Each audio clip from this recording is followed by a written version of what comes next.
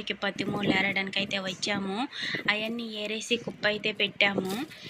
నానేమో ఈ పెద్ద మొద్దునైతే కష్టపడుతున్నారు. నేనేమో చిన్ని చిన్నయన్నీ తీసుకొచ్చి పెడుతున్నాను. తర్వాత నేను చిన్ని చెట్లన్నీ నరికేస్తున్నాను. నానేమో కుప్ప పెట్టిన వాటిని అన్నిటికి అయితే మంట పెడుతున్నారు. అవి పెట్టిన తర్వాత నేను ఈ చేనంతా శుభ్రం చేసేసాము. ఇంటికి వెళ్ళే సమయాన అడవి కూర అయితే కనిపించింది. నాన్న ఇంక అడవి కూర కోద్దామన్నారు. ఇంకా నేను బుట్ట పట్టుకొని అయితే ముందుకు వెళ్తున్నాను. ఈ అడవి కూర ఎండాకాలంలో మాత్రమే దొరుకుతుంది. మిగిలిన కాలాల్లో దొరికినా కూడా తినరు, వాతం చేస్తుంది. ఎండాకాలంలో తింటే ఒంటికి చలవ చేస్తుంది. ఈ అడవి కూర చాలా రుచిగా ఉంటుంది. మీరు ఒకసారైనా ట్రై చేయండి. ఈ చెట్టు ఎలా ఉంటుందో చూపిస్తాను. ఇది ఒక తీగ. దీని ఆకులు సింబల్ ఆకారంలో అయితే ఉంటుంది. ఇది చెట్టు అయితే కాదు, తీగలోనే ఆకులు ఉంటాయి. ఎక్కడ పడితే అక్కడ దొరకదు, అడవిలోనే దొరుకుతుంది.